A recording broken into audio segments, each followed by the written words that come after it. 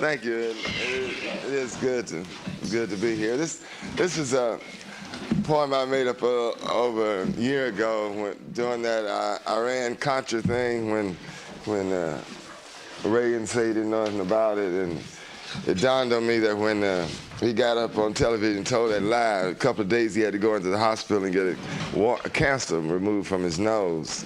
So it's true. So I made up this poem called "Who Knows? Who Knows? Who knows?" Maybe in the Oval Office, Reagan's nose grows red like rage and sin and blood, ignores the good and sage advice of his psychic soul. White lies are not nice. Like it or not, they won't suffice for the truth that is black and wholly whole. Contrary to the imaginary Pinocchio's nose, contrary to the contras, contrary to the contravening of advisory moles, beribboned and bereft, contrary to the keening of Iran and Iraq, right may be left, but white ain't black. A lie ain't the truth, and fiction ain't fact. So just suppose that the cancerous growth on the imperial and presidential nose is the essential and surreal proof, like Pinocchio's. Who knows? Who knows?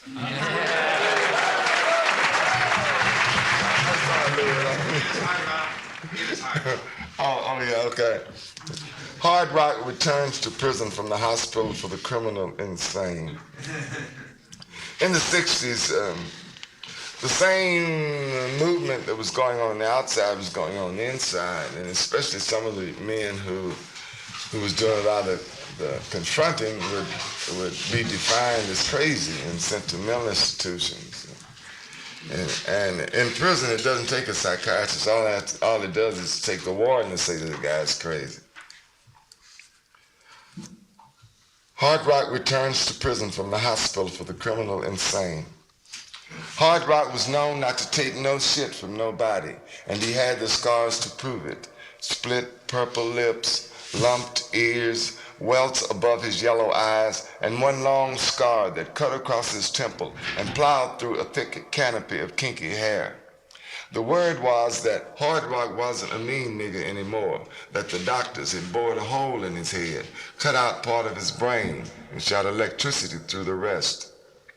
When they brought Hard Rock back, handcuffed and chained, he was turned loose like a freshly gelded stallion to try his new status. And we all waited and watched like Indians at a corral to see if the word was true. As we waited, we wrapped ourselves in the cloak of his exploits. Man, the last time it took 8 screws to put him in the hole. Yeah, remember when he smacked the captain with his dinner tray? He set the record for time in the hole, 67 straight days. Old Hard Rock, man, that's one crazy nigga. And then the jewel of a myth that Hard Rock had once bit a screw on the thumb and poisoned him with syphilitic spit. The testing came. If I'd have written this poem later on, I would say poison him with AIDS. The testing came to see if Hard Rock was really tame. A hillbilly called him a dirty name and didn't lose his teeth. A screw who knew Hard Rock from before shook him down and barked in his face, and Hard Rock did nothing, just grinned and looked silly, his eyes empty like knotholes in a fence. And even after we discovered that it took Hard Rock exactly 3 minutes to tell you his first name, we told ourselves that he had just wised up, was being cool. But we could not fool ourselves for long, and we turned away, our eyes on the ground, crushed. He had been our destroyer, the doer of things we dreamed of doing but could not bring ourselves to do. The fears of years, like a biting whip, had cut grooves too deeply across our backs. And this next one, On the Yard. A slim young fascist, fresh from the hole, slid into me, murdered me with his eyes, and said, "Man, why ain't you doing something?" All night I sat up, all night, wrote 5,000 words explaining how I was doing something. But the slim cat, beautiful fascist, didn't buy it, nor did I completely.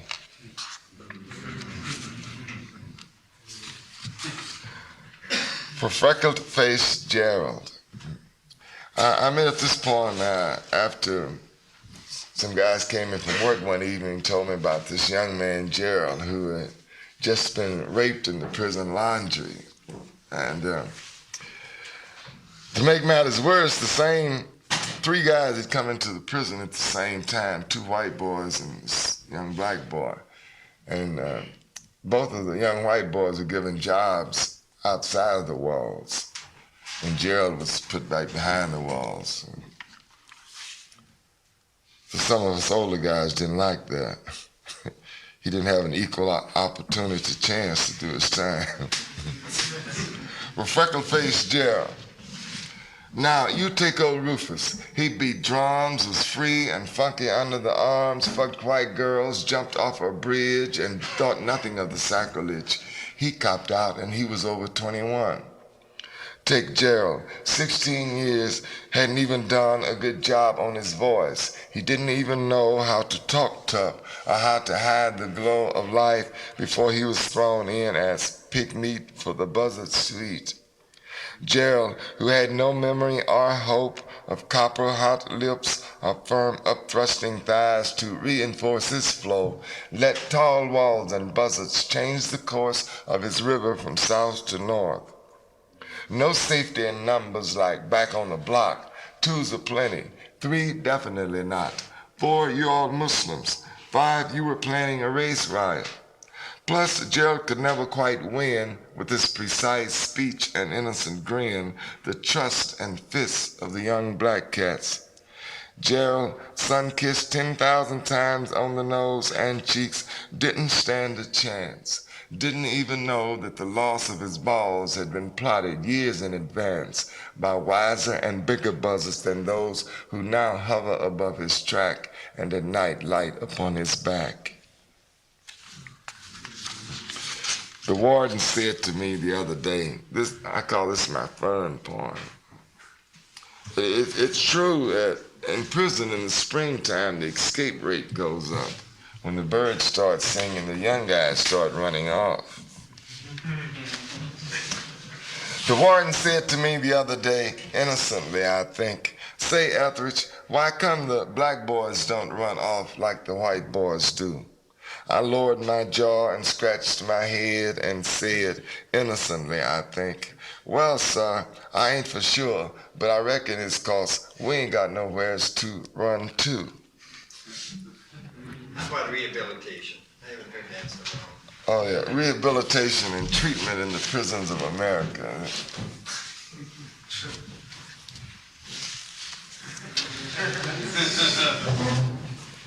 The convict strolled into the prison administration building seeking counseling for his personal problems.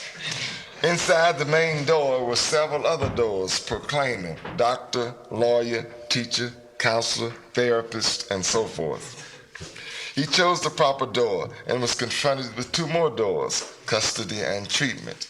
He chose treatment, went in, and was confronted with 2 more doors, first offender and previous offender. Again, he chose the proper door, and again 2 doors, adult and juvenile. He was an adult, so he rushed through that door and ran smack into 2 more doors, Democrat and Republican. He was a Democrat, so he rushed through that door and ran smack into 2 more doors, black and white. He was black, so he rushed through that door and fell 9 stories to the street. That's cold. That's cold, ain't it, right?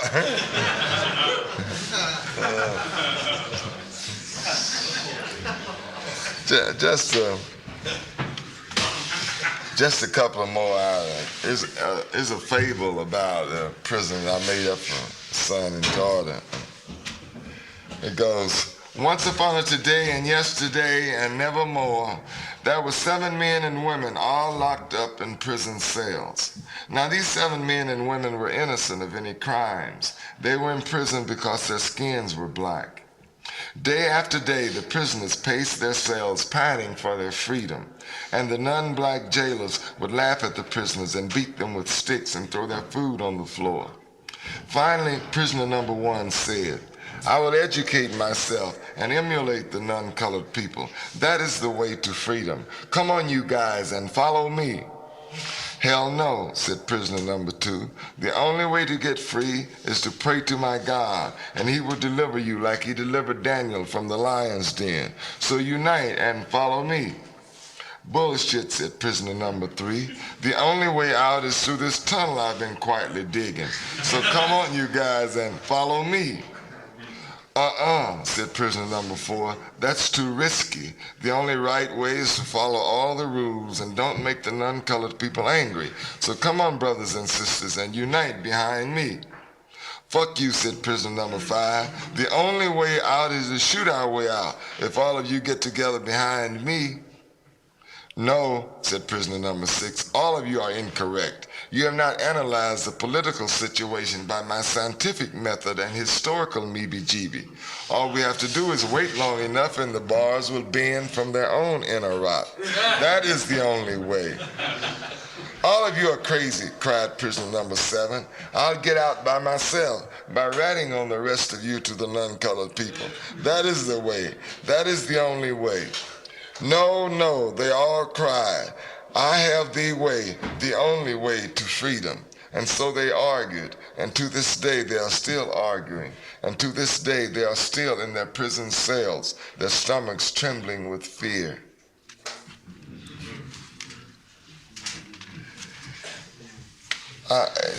As Robert mentioned to y'all, one of my teachers, one of my major influences is Gwendolyn Brooks, and I'll give you a little history here.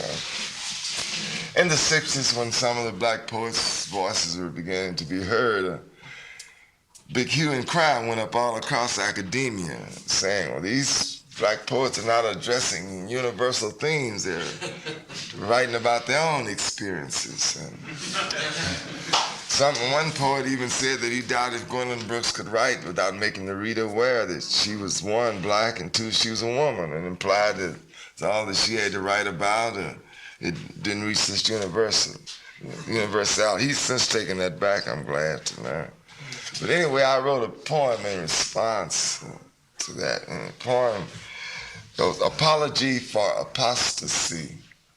And at that time, I was early into poetry, and I figured that, I knew that there was a power in the language. And I figured the bigger the word, the more power I'd have, you know what I mean? So I went about using big words. I'd go to the dictionary. And so anyway, apology for apostasy. Soft songs like birds die in poison air, so my song cannot now be candy. Anger rots the oak and elm. Roses are rare, seldom seen through blind despair. And my murmur cannot be heard above the din and dam. The night is full of boogers and bastards. No moon or stars light the sky. And my candy is deferred till peacetime, when my voice shall be light like down, lilting in the air. Then shall I sing of beaches white in the magic sun, and of moons and maidens at midnight.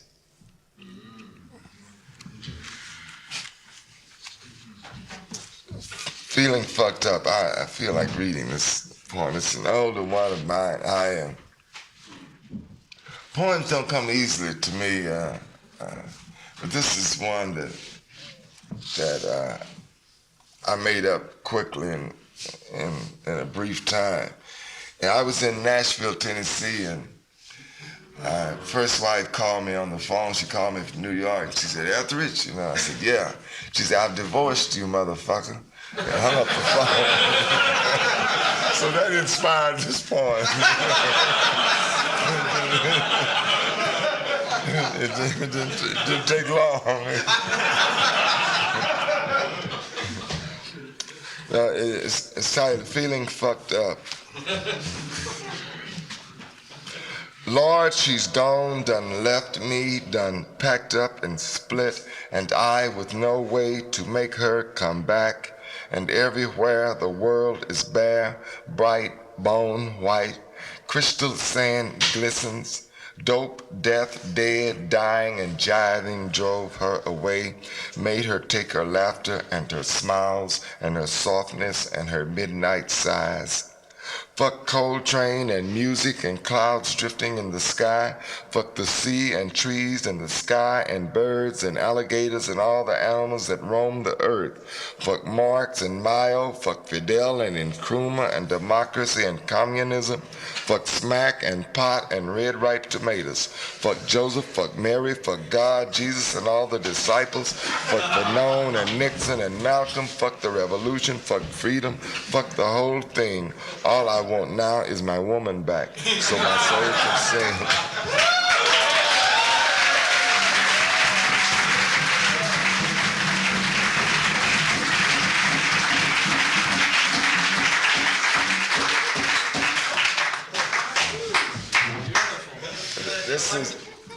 This next poem is a toast. It's my version of an old toast, and it's called Last Words by Slick, or a self-sung eulogy.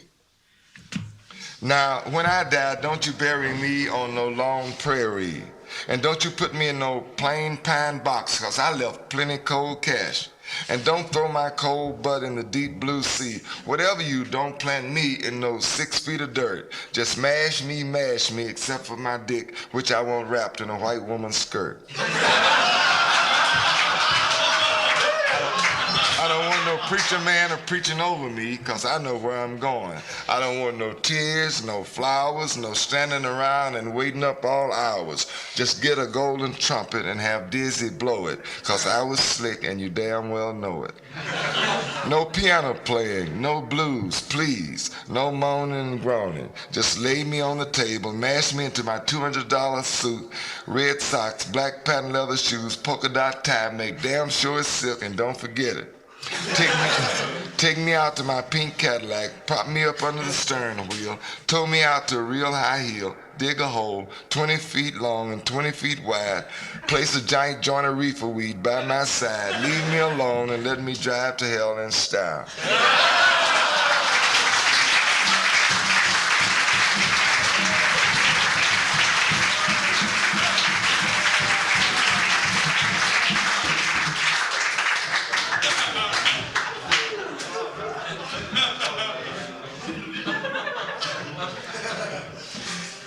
Television speaks. Television speaks. Blacks die on Soweto streets. On Cape Cod, indolence by burgers and sticky sweets.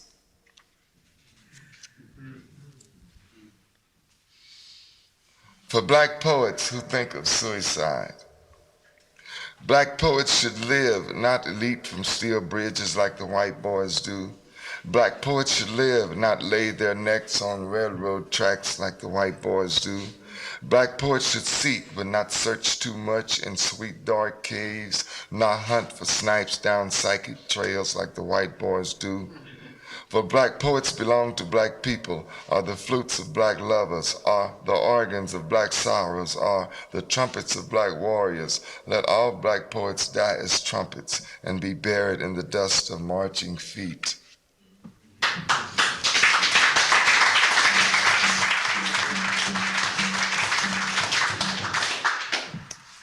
Here's another toast, folk poem somebody asked me to read. It's thinking of the Titanic, Shine. And I'll say a different beginning than it's in the book. It goes, now the 4th of May was a hell of a day when the great Titanic began to swing and sway. And Shine ran up from the deck below and said, Captain, don't you know there's 3 feet of water on the boiler room floor? Captain said, oh, Shine, go on back, keep throwing that slack. We got 49 new pumps to keep the water back. So Shine went back and started throwing that slack till the water rose up to his neck. He ran once again up on the captain's deck. Said, Captain, don't you know there's now 6 feet of water on the boiler room floor? Captain said, oh, nigga, Shine, go on back, keep throwing that slack. Told you we got 49 new pumps to keep the water back. But Shine stood there and began to think. Said, this bad motherfucker's bound to sink. Say then a millionaire banker ran on the deck and pulled from his pockets $1 million check, saying, "Shine, shine, save poor me, and I give you all the money a black boy needs." How Shine looked at the money and then at the sea and said, "Jump in, motherfucker, and swim like me." And Shine swam on, and Shine swam on. And how the banker's daughter ran naked on the deck with her pink tits trembling and her pants round her neck, saying, "Shine, shine, save poor me, and I give you all the pussy a black boy needs." Shine said, "Now pussy's good, and that's no jive, but you got to swim, not fuck to stay alive." Shine swam on. Shine swam on. The banker's daughter ran naked on the deck with her pink tits trembling and her pants around her neck, saying, "Shine, shine, save poor me, and I give you all the pussy a black boy needs." How Shine said, "Now pussy ain't nothing but meat on the bone. You can fuck it, you can suck it, and you can leave it alone."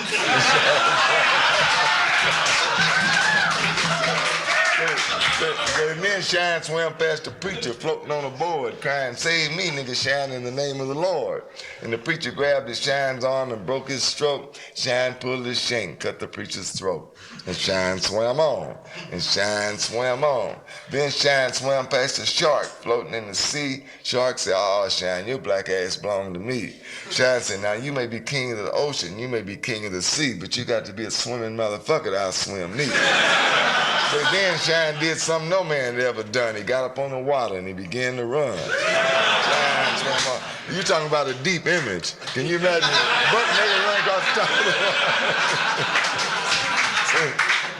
Say when the news hit shore that the Titanic had sunk, Shine was up in Harlem, damn near drunk.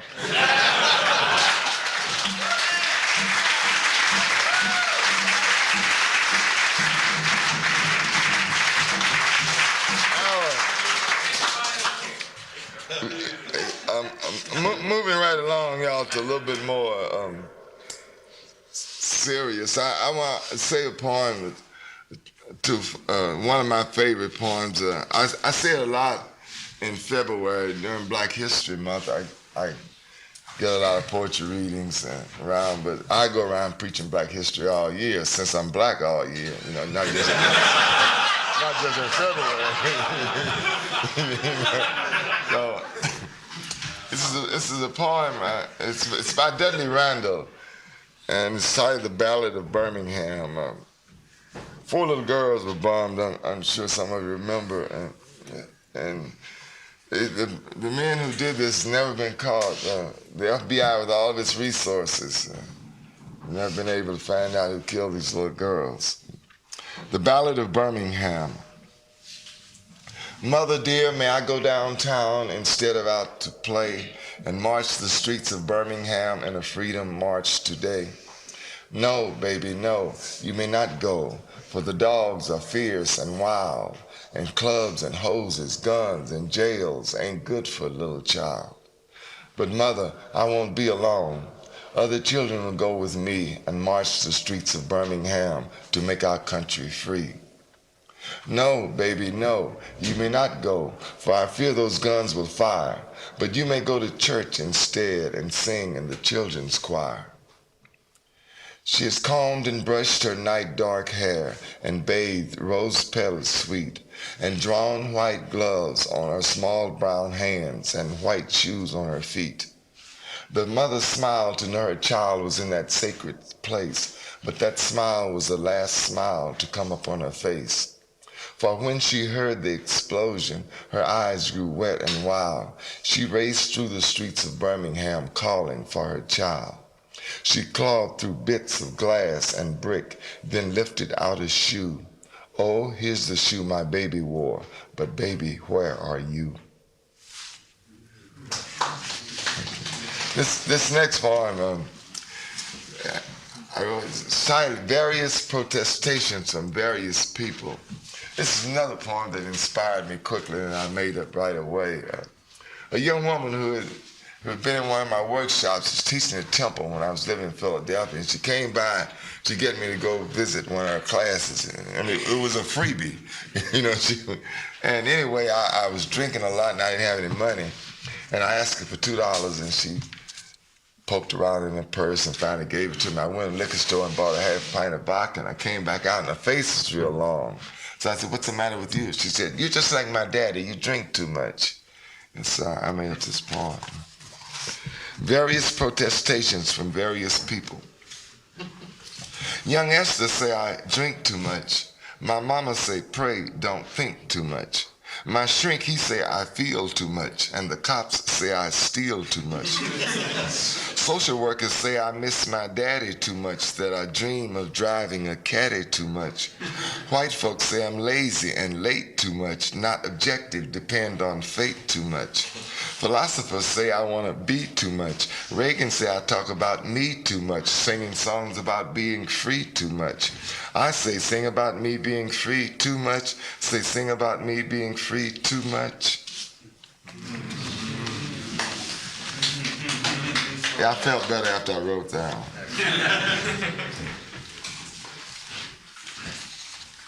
A poem on the Middle East peace process. This poem gets me in trouble sometimes.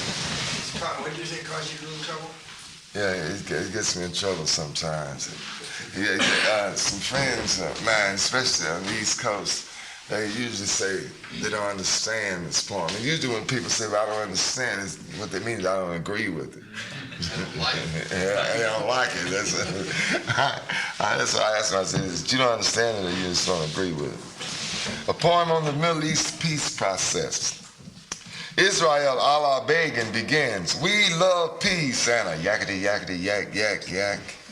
That's why we drove the Palestinians off their land with the help of America and England's evil hand. And a yakety yakety yak yak yak. In the Gaza Strip, an Arab boy sleeps. His knees are drawn up to his chest. His hands cup his crotch. He dreams of grenades and machine guns and prayers to Allah.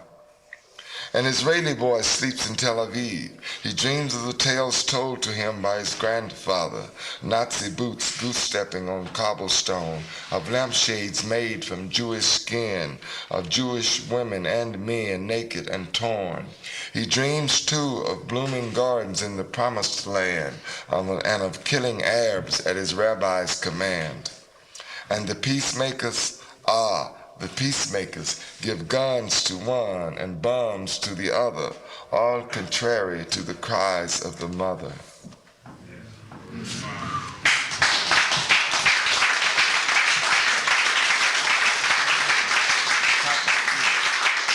Etheridge Knight or Elu, they're talking drum. Oh yeah, that's one of my favorites. Yeah, gonna do belly sign. Oh yeah. I'll do Elu and Belly song and the poem for my daughter. You know. This is one of my favorite poems. I call it Cop Out Session because it seems to me in the professing of poetry, in the professing of anything, that confessing is an element in professing. And I get leery of somebody who I hear professing all the time and never confess. Cop-out session. I done shot dope, been to jail, swilled wine, ripped off sisters, passed bad checks, changed my name, howled at the moon, wrote bad poems, turned back over flips, flipped over backwards. In other words, I've been confused, fucked up, scared, phony, and jive to a whole lot of people. Haven't you, in one way or another? Anybody else want to cop out?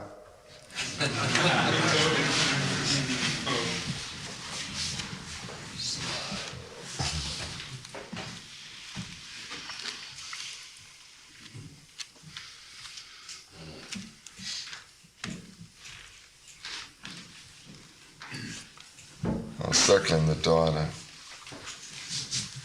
Circling the daughter for Tandy. You came to be in the month of Malcolm, and the rain fell with a fierce gentleness like a martyr's tears on the streets of Manhattan when your light was lit. And the city sang you welcome. Now I sit trembling in your presence. 14 years have brought the moon blood, the roundness, the girl giggles. We are touched tender in our fears. You break my eyes with your beauty. Ooh, baby, I love you. Do not listen to the lies of old men who fear your power, who preach that you were born in sin. A flower is marred by its own flowering. Reach always within for the music and the dance and the circling. O timely way, my beloved of this land, your spring will come early, and when the earth begins its humming, begin your dance with men with a grin and a grace of whirling. Your place is neither ahead nor behind, neither right nor left. The world is round. Make the sound of your breathing a silver bell at midnight, and the chilling wet of the morning dew. You break my eyes with your beauty. Ooh, baby, I love you.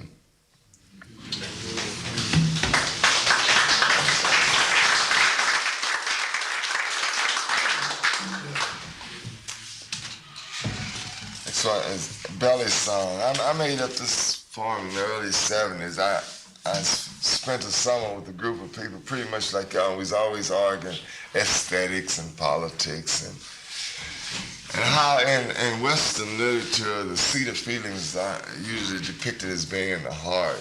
And we determined that the seat of feelings is in the belly, that this is where it starts.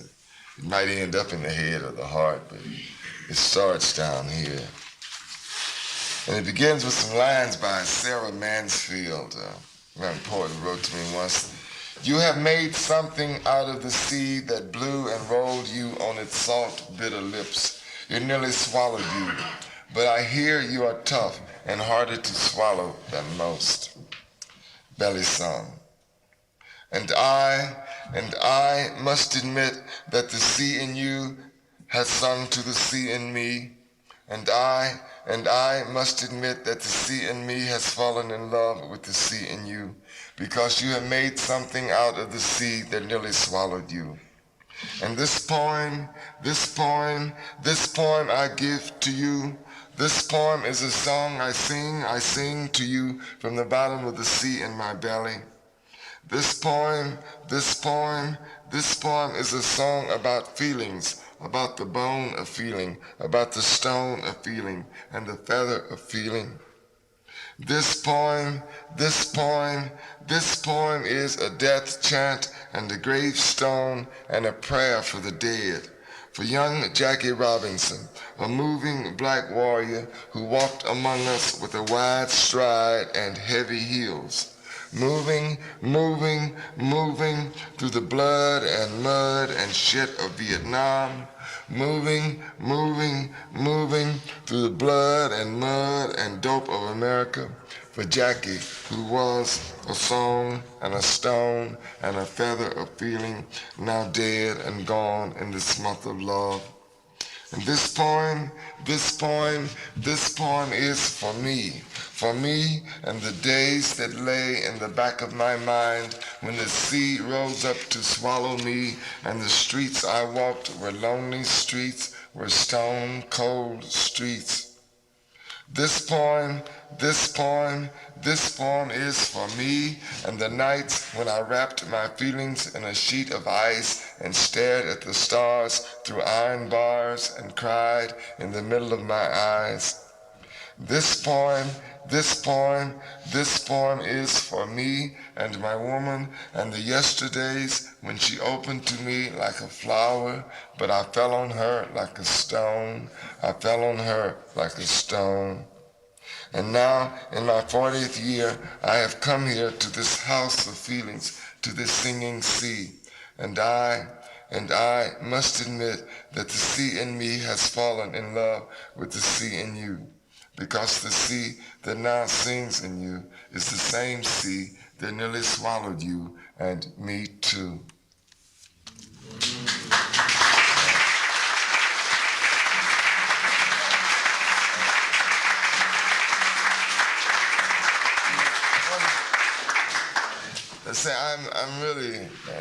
I'm really glad to be here. It's good to be here with Robert and James and Michael. I want to thank Todd and Tim for inviting me again this year. And before I weep and moan, I want to say one last poem and take my ass home. Etheridge, do Pinocchio's notes. Do I? Pinocchio's notes. Pinocchio's nose. Pinocchio's nose. That's a good Nose. Okay.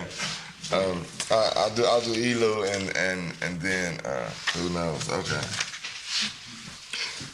I made this poem. I spent this summer with Wole Soyinka, a Nigerian poet and playwright. And before then, I thought that these drums, that's in all the Tarzan movies and everything, I thought that they were sending out some kind of intricate Morse code, right? And it was not until then I found out that these drums were approximating the human voice, like most musical instruments, anything else, I guess. Elu, the talking drum. The deadness was threatening us, 15 Nigerians and 1 Mississippi nigger. It hung heavily, like stones around our necks, pulling us down to the ground, black arms and legs outflung on the wide green lawn of the big white house. The deadness was threatening us. The day was dying with the sun. The stillness, unlike the sweet silence after love-making or the pulsating quietness of a summer night, the stillness was skinny and brittle and wrinkled by the precise people sitting on the wide white porch of the big white house. The darkness was threatening us, menacing. We twisted, turned, shifted positions, picked our nose, stared at our bare toes, hissed air through our teeth. Then Tunji, green robes flowing as he rose, strapped on Elu, the talking drum, and began. Kadoom, kadoom, doom, kadoom, kadoom, doom, doom, kadoom, kadoom, doom, kadoom, kadoom, doom, doom, kadoom, kadoom, doom, kadoom, kadoom, doom, doom, kadoom, kadoom, doom, kadoom, kadoom, doom, doom. The heart beats, the heart beats slow, the heart beats slowly, the heart beats, the blood flows slowly, the blood flows, the blood flows, the blood flows slow. Kadoom, kadoom, doom, kadoom, kadoom, doom, doom. And the day opened to the sound. Kadoom, kadoom, doom, kadoom, kadoom, doom, doom. And our feet moved to the sound of life. Kadoom, kadoom, doom, kadoom, kadoom, doom, doom. And we rode the rhythms as one from Nigeria to Mississippi and back. Kadoom, kadoom, doom, kadoom, kadoom, doom, doom. Thank you. The last poem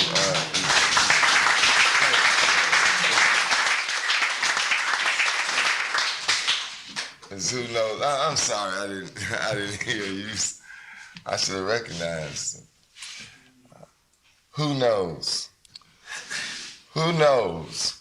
Who knows? When the doors close on the Oval Office, maybe Reagan's nose grows red like rage and sin and blood, ignores the good and sage advice of his psychic soul. White lies are not nice, like it or not, they won't suffice for the truth that is black and wholly whole. Contrary to the imaginary Pinocchio's nose, contrary to the contras, contrary to the contravening of advisory moles, beribboned and bereft, contrary to the keening of Iran and Iraq, right may be left, but white ain't black, a lie ain't the truth, and fiction ain't fact. So just suppose that the cancerous growth on the imperial and presidential nose is a surreal and essential proof, like Pinocchio's. Who knows? Who knows?